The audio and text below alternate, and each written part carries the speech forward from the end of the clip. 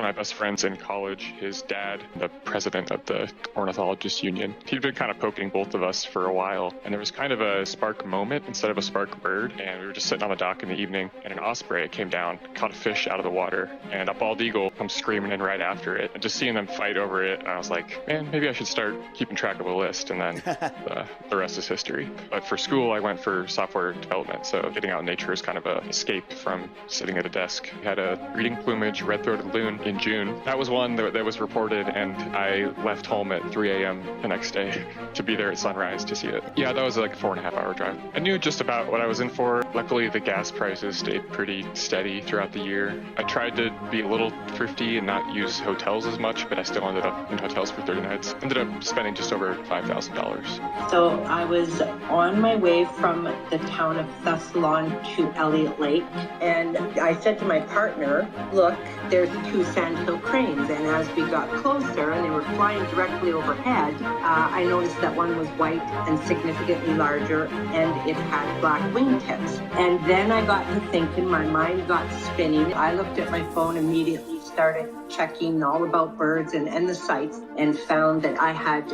absolutely saw a whooping crane had missed a golden opportunity because I did not pull over and get a picture. Well, I got emotional, Robert. I started to cry. And a little appetizer before we begin. A hearty welcome to summer birding and the return, after a break for migration, of the Big Year podcast. Kind of seems silly of me to tell you the title of the show, since you must have known it when you clicked on the podcast to begin with. Either way, welcome birders and birder-adjacent listeners. And as every host of every show ever broadcast has said, we have a great show for you today. Well, at least a good show. I've listened to it myself and I liked it, so I hope you do too. Today we have 2 guests. Our first guest is Tobin Brown, who did a Nebraska Big Year and broke the previous record for birds seen in the state for a single year. And our second guest, Brooke Showan, will tell you her story of having found, through serendipity or just really good spotting skills, the whooping crane many of us drove to Northern Ontario to see, just as I was finishing up the previous episode with Roberta Bondar, where we discussed her involvement with the conservation efforts of the whooping cranes in North America.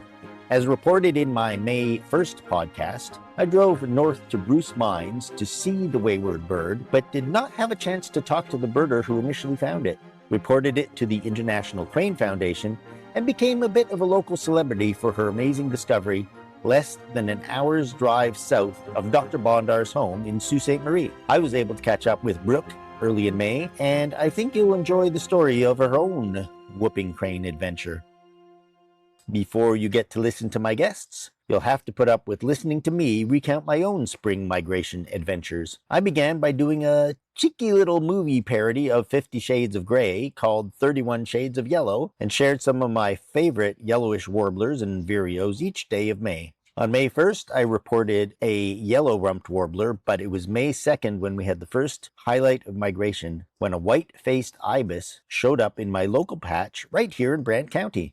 It was species 245 for my county list, and a bird I never expected to show up locally. It was the second Brant County lifer of the year, the first being a Ross's goose in March. After seeing a red-throated loon in Hamilton, I saw a Bell's vireo, another very rare bird for Ontario, not far from home at Lakeside Park in Kitchener. Then it was time to visit 2 of the best migration hotspots in southern Ontario, Rondeau Provincial Park and Point Pelee National Park. On May 8th, I saw a yellow-throated warbler at Rondeau. Way back in 2012-2013, a yellow-throated warbler was a regular visitor to a suet feeder at someone's home in the park, but has been a rare sight ever since.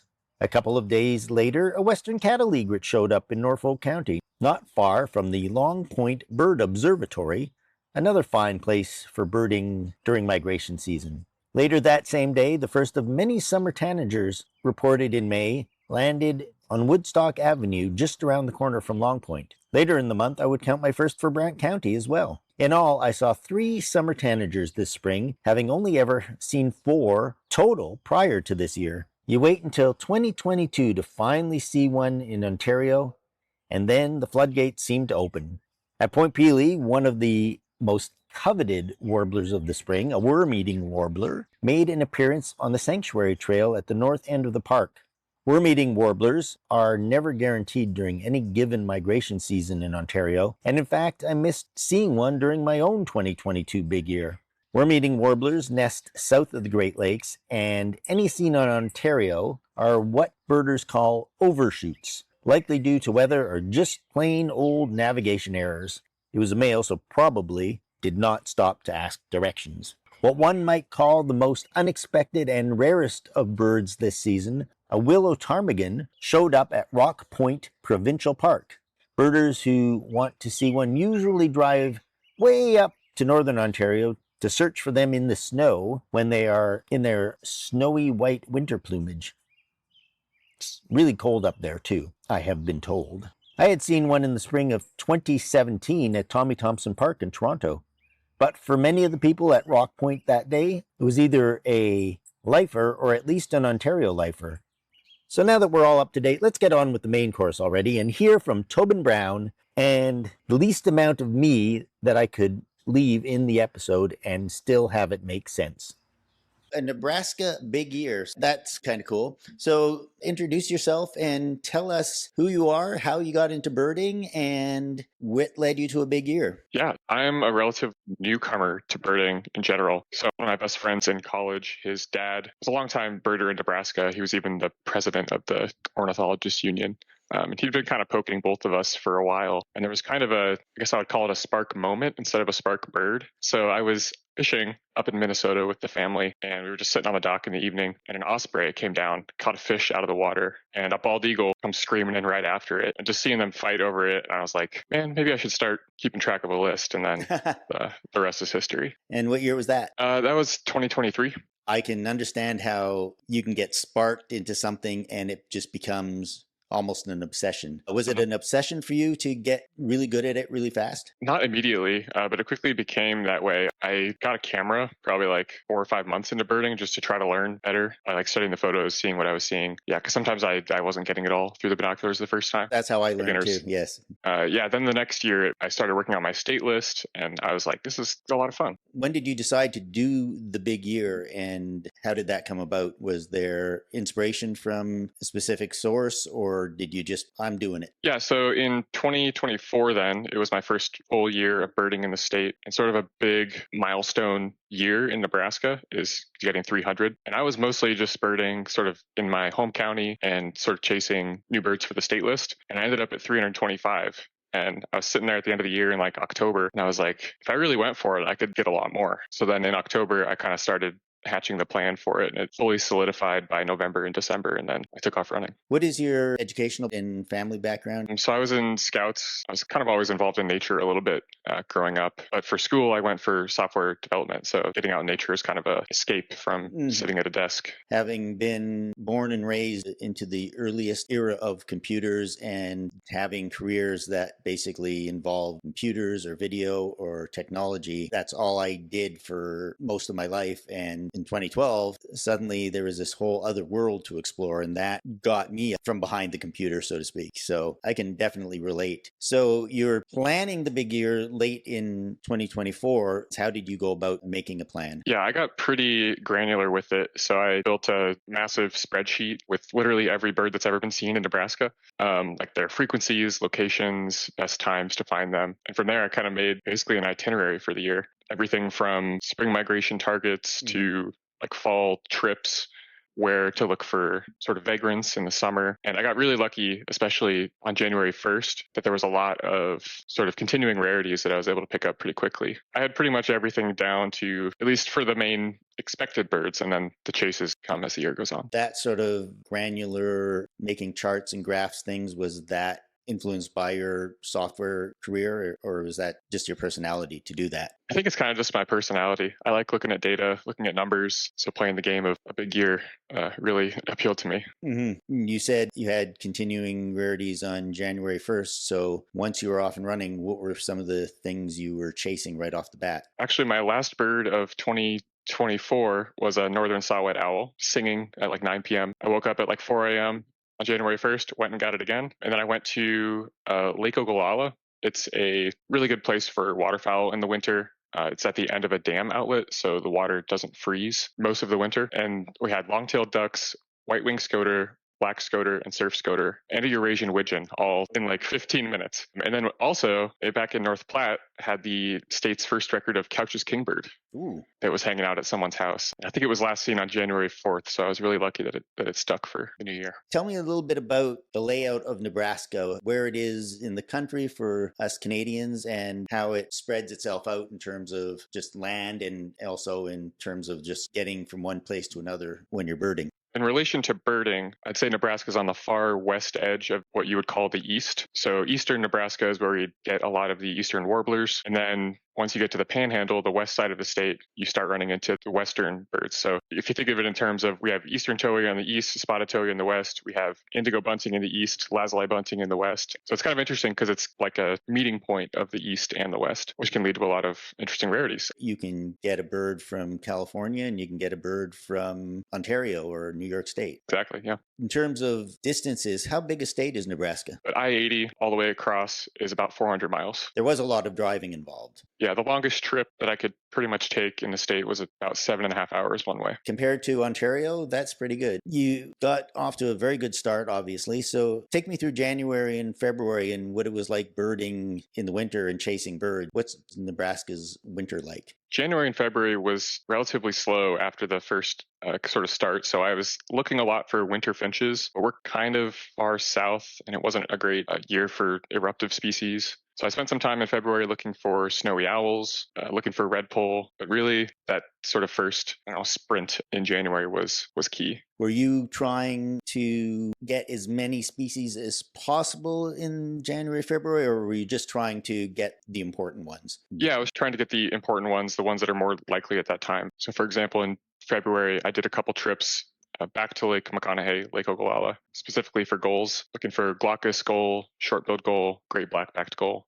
which are all winter visitors to Nebraska. And that did pan out. That was nice. I didn't get great black-backed until September, but I got the other ones in February. Do you tend to get more of the rare gulls in Nebraska, or is that sort of too sort of Midwest to get some of the really rare ones? Define really rare, like black-headed gull. Black-headed gull or slaty-back gull. Yeah, we haven't had any of those. I think the rarest gulls Nebraska has had is like a western gull. We've had Ross's gull at one point. What was your support system and other birders in terms of being able to get help and get support? Yeah, I had a lot of people helping out. There are two really good birders that live in the panhandle in the western part of the state who basically I called them my scouts because they were out birding a lot, finding a lot of rarities for me to chase. I stayed in touch a lot with the previous record holder and a bunch of other people in the east. And yeah, we actually started up a Nebraska Discord server to communicate, and we had a lot of young people join up there, and I think we just passed 250 members. So people have been really supportive the entire way. My whole team at work was very supportive. I did quite a few days working from hotels or nature centers. Yeah, I had a lot of vacation banked up as well. When I was doing big years in 2012 and 2016, I had my laptop with me and I was doing so much of my work. Occasionally would have to run into a McDonald's to get the Wi-Fi to do something and upload it really quickly. So how much travel did you do? Yeah, I do have the numbers here. I drove 35,600 miles. I spent 30 nights in a hotel and 15 nights camping. So 45 nights away from home. Yeah. So at the end of January, were you happy where you were? Yeah, I had 115 at the end of January, which included pretty much all the waterfowl I could ask for, the continuing rarities. What were some of the rarest birds you got to start the year? I think the Eurasian widgeon was probably the rarest one. That was my first life bird of the year. Oh, cool. Which was nice. Yeah, we didn't really have a ton of rarities until March. So in March, I did another gull trip looking for a great black-backed again, because March is, according to my spreadsheet, March was the peak month for them. But the gulls were pretty sparse, so we went to a different reservoir and ended up running into a Pacific loon, which is very rare in Nebraska in the spring, at least. That's more expected in October and November. Some of these birds like a Pacific loon, getting that and not having to think about it later in the year must be a bit of a relief. Yeah, it was, because the plan was basically to drive hours and hours and scope lakes for days. So getting that knocked out was a relief.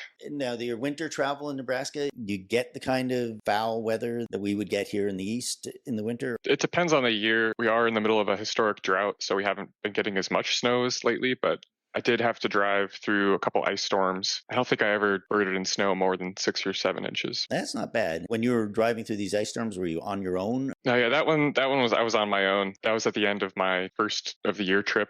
I think it was January 4th. I was sitting at some bird feeders at a nature center hoping for a Cassin's finch, which never showed up, and I decided I should probably take off before they got too much worse. I think I had 3 or 4 inches of ice on like the bumper of my car when I got home. Nothing that severe, I would say. I think I lucked out in that respect.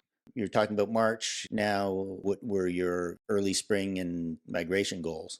So I had a lot of plans for April and May. I called it Warbler Mania.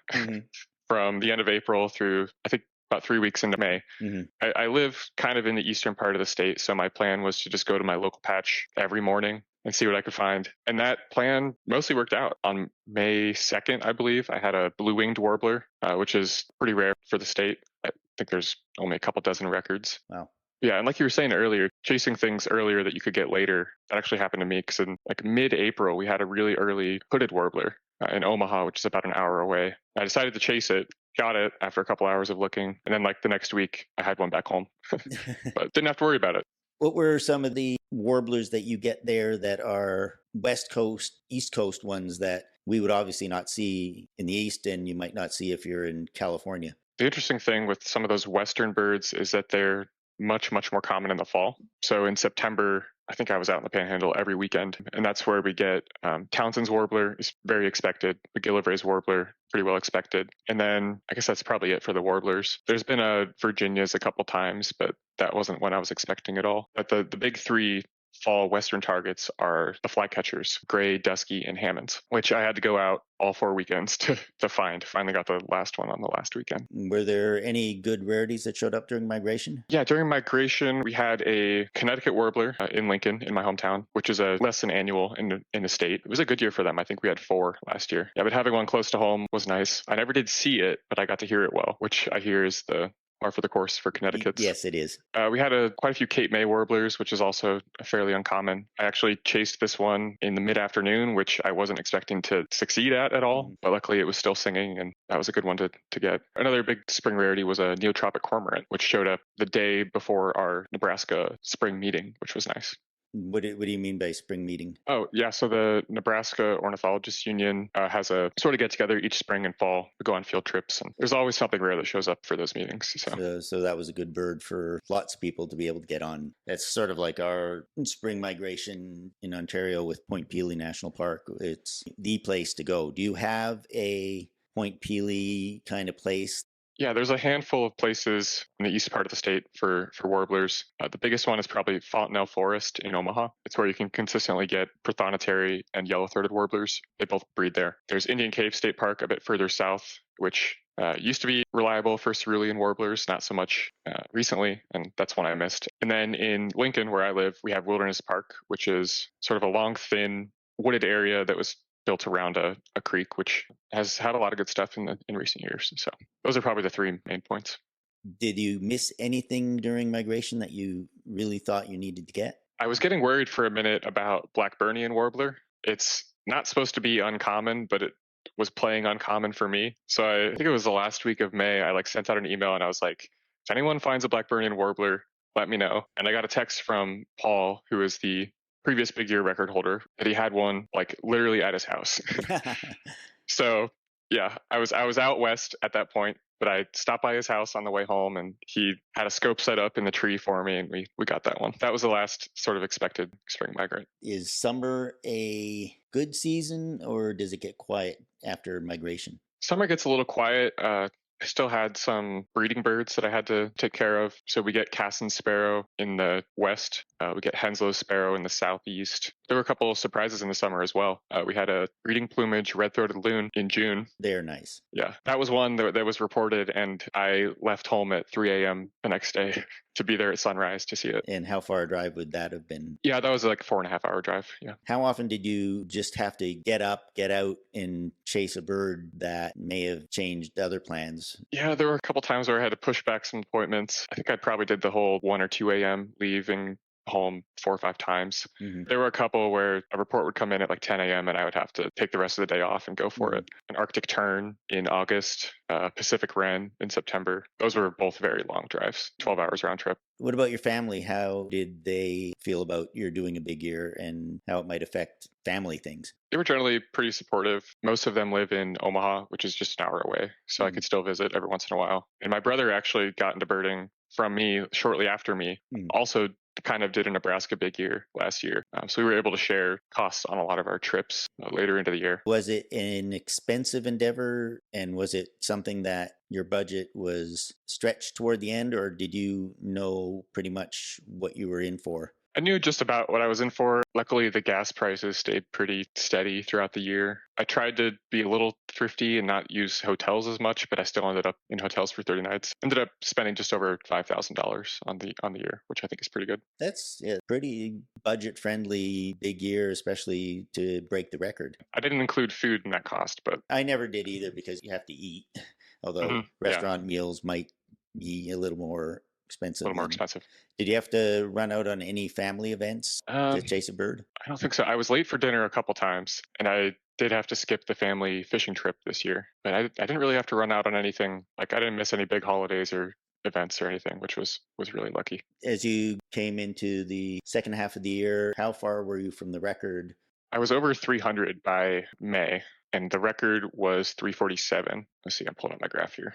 At the end of summer, I was just about 340 come the beginning of September. And there were still a number of the Western targets left and then any rarities that were to show up. So I felt really good about it at that point. Just had to keep executing the plan. We'll get to the final stretch, but what are some of the rarest birds that you saw during the course of the year? Kind of things you might not have ever seen if you hadn't been doing a big year. Well, I have to shout out my fiance, Caroline, first. She was very supportive throughout the entire year. But we actually got a great yearbird on a trip with her.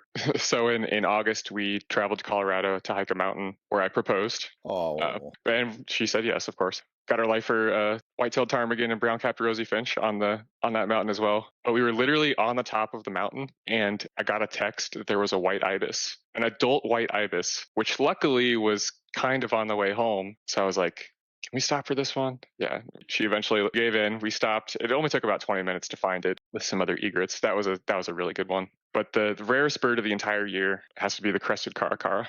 Oh, we had one too. My brother, friend Eugene, and I were chasing a Mexican duck, which ended up being a hybrid. But on our way out there, the caracara flew right over our car as we were driving out. And we stopped the car and we were like, I turned to Eugene and I was like, are you thinking caracara? And he's like, yeah, let's turn around.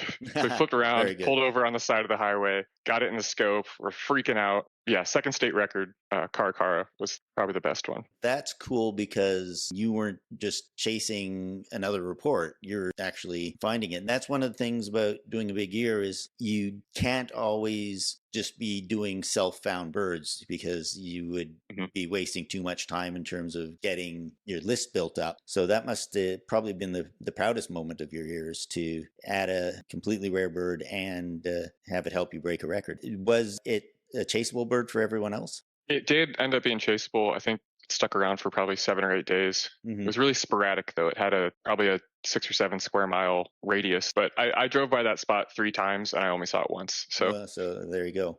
When did you break the record, and was it a particularly interesting bird? Yeah, so this is another good story.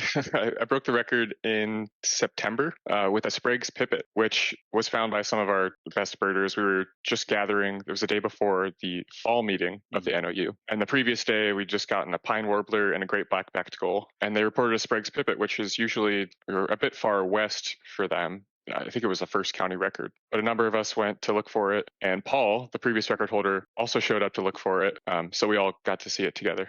Oh, that's neat. I always liked when there were birders that I was close with and that were special to me and mentors, and being able to see very rare birds with them. Even though you broke the record by a good number, was there a bird at the end of the year that you were like, if only? Yeah, I spent the most time failing to find a redpoll. I looked in January and February.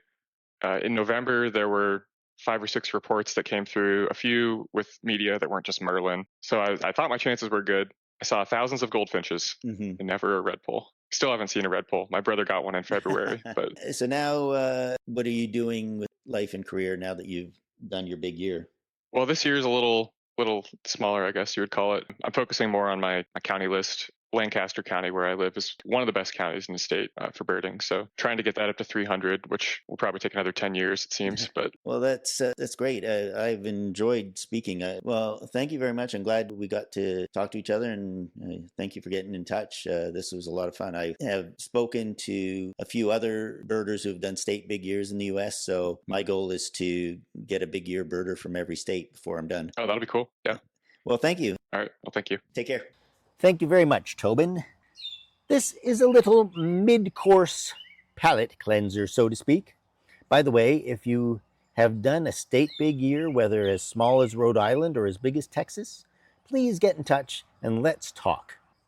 Oh, it would also help a lot if you would like, subscribe, and leave glowing reviews and share this podcast with your friends and family. Now we're going to head on to dessert. Brooke Showan is a birder up in northern Ontario and had the good fortune to look up at just the right time late in April to witness a flyover of a whooping crane, an extremely rare sighting for Ontario to be sure. I sat down with her a couple of weeks ago to hear the background to her sighting. So let's have some dessert while we listen along. So tell me about your experience from the beginning with this bird. So I was on my way from the town of Thessalon to Elliott Lake for a doctor's appointment with my partner. And I was driving. He was sitting in the passenger seat. And we got to where the Blind River meets the Mississauga Indian Reserve. And I looked up and he said, "Why don't you pull over and take a look?" And I said, "No, I'm pretty sure it's a sandhill and a trumpeter swan. And I can see trumpeter swans anytime." Makes sense, yeah. And then I got to thinking, my mind got spinning. And as we carried on for another 30 minutes to the doctor's appointment, I couldn't get the visual out of my mind, the color, the shape, the size. And I knew I had wondered if I had misidentified the bird. We got to the doctor's appointment. He went in. I looked at my phone, immediately started checking all about birds and the sites, the usual site, and found that I had absolutely saw a whooping crane and that I had missed a golden opportunity because I did not pull over and get a picture. At that time, I began to, once I confirmed in my mind that what I had saw, well, I got emotional, Robert. I started to cry. Wow. That's exactly what happened. I just because they have been such a holy grail folklore type bird. I know they exist, but they certainly don't. They're rare and they don't come to these parts that I know of. I immediately called my friend, Barbara Good, who's a veterinarian in the town of Blind River. And she wasn't working that day. I was going to send her to where I had last seen it, but she wasn't working. So then the next morning I got home and I did report it that evening to the International Craine Foundation. Oh, neat. The Ministry of Ontario report a rare bird sighting, I believe, through the Ministry of Ontario. And I reported it to a local birder here who's very involved and engaged in the birding world. And the next morning, I then started at Blind River and worked my way west all day Thursday. I did a north-south grid pattern. I checked every field, every pond, every river, every marsh, everything I could think of where this bird perhaps might be. And the next day I went out as well. And then lo and behold, I believe it was Friday, I got a message that there was actually a picture taken in Bruce Mines where I think you were and saw the bird. She was there. And then I got confirmation from the International Craine Foundation that indeed she was Sinclair, number 3525, and we got the history on her. And just an absolute, it's just one of the biggest moments I've ever had in my life. Oh, I can imagine. To see that bird. That's amazing. And especially the fact that it had radio tracking on it, so they knew exactly where it was. So even if it had not been found again, you would have still known that that was the bird because they told you it was right where you saw it, which is pretty cool. Right. After that, did you then go up to see it? I did. I was a part of the gang that was on the highway on 638 at the little pond where Callum got the really good video of her. And she did come in that evening. She came in with about 15 to 18 other sandhill cranes. and they tried to land. And I think when they saw all of the activity on the side of the road, they diverted and they went back into the fields. And then about 30 minutes later, we were able to go over to the field just to the east of there, and we caught sight of her there with the sandhill cranes who were picking on her. I saw that happen myself, one of the sandhill crane. I hadn't started a video yet, so it would have been nice if I had got that. Oh, yes. I know Barbara Good, the veterinarian, who got some really good pictures. She did capture a good picture of the sandhills picking on Sinclair. It's really neat, not only that she had a band number, but that she has a name that we can all talk about Sinclair, not just a bird. It definitely makes it more personal because she does have a name. And I know that not all of their cranes are banded. They're all banded, excuse me, but not all of them have the radio transmitter. Yes, they can't do that to everyone. Yeah, very fortunate that Sinclair did have a radio transmitter. So this sighting in Ontario could be confirmed. Yes.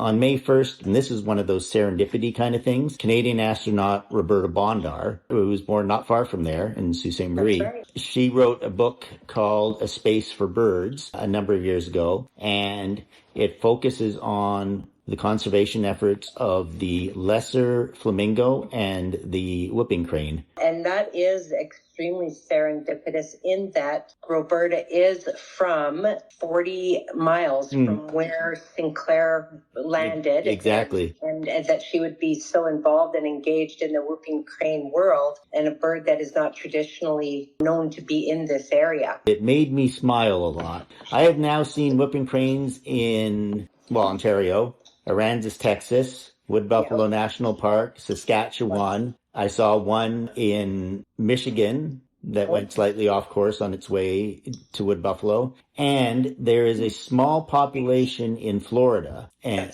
from the original breeding program that they abandoned. So there's a number of them still there. And I spent a lot of time in Florida between 1990 and 2020. And every time I was there, I was always thinking, well, maybe one day I'll see a whooping crane. And one day a bunch of cranes flew over. And I would not have figured this out myself, but there happened to be a park ranger in the state park, and someone said, "Oh, look, there's sandhill cranes," and he said, "That doesn't sound like a sandhill crane."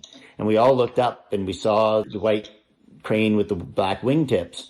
And I then went and listened to a recording of whooping cranes, and it matched the call that it was making as they flew over. That was one of those, I can't believe I got to finally see one of the Florida ones. There's still about 8 to 12 in Florida that just get seen every once in a while. But what was neat is that Sinclair, on her journey, went to Florida, which I don't know that they were expecting that. But that was neat because it had to fly across the Gulf to get there. And then from there, it decided to migrate back home, but took a very different route. Yes, she has quite an adventurous soul, doesn't she? Yes. Well, my next adventure is I'm headed to California because I want to see now a California condor. Yes. Well, that is so neat. I thank you very much for sharing your story. Just enough time left for an after-dinner drink, such as cognac or perhaps port. Me, I'm ordering ice wine.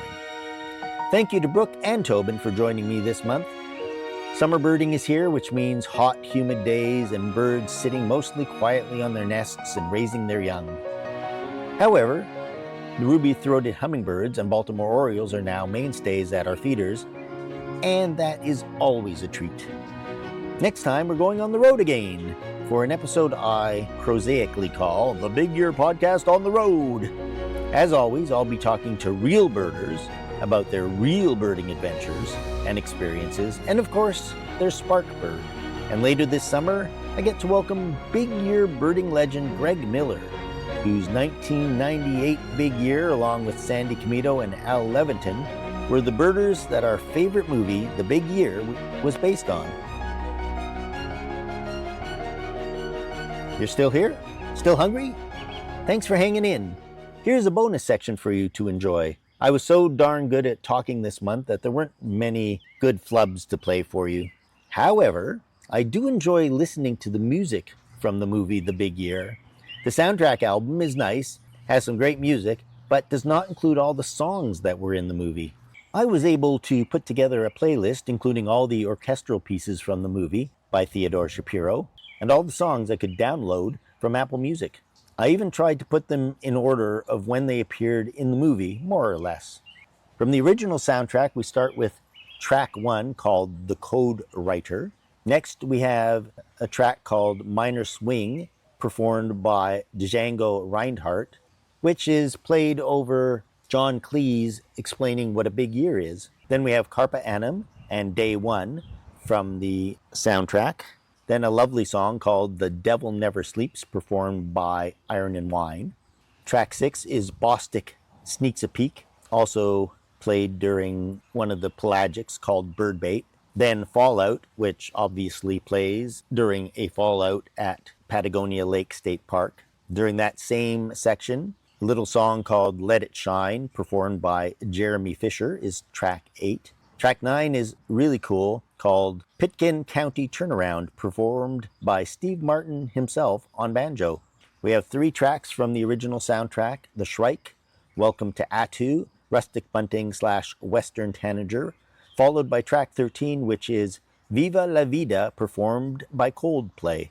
Track 14 is music played on Attu and when they find the great spotted woodpecker.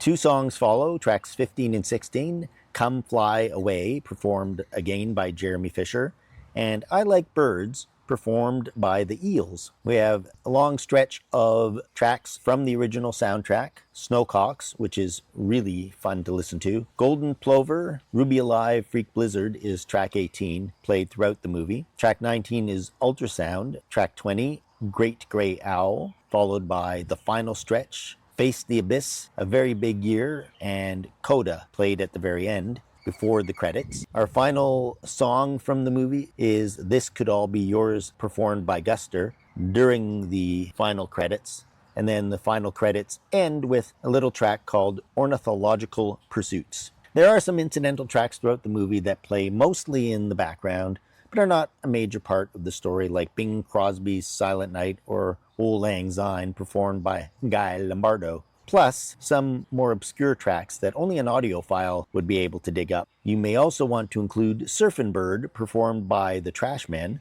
the ringtone on Brad's cell phone. It was also the song played for Detroit Tigers pitcher Mark Fidrich way back in 1976 and 1977. And that finally ends this episode. I really can't thank you enough, and I really can't think of anything else to say, so I'll shut my beak and you can listen to a bit of music to take you home.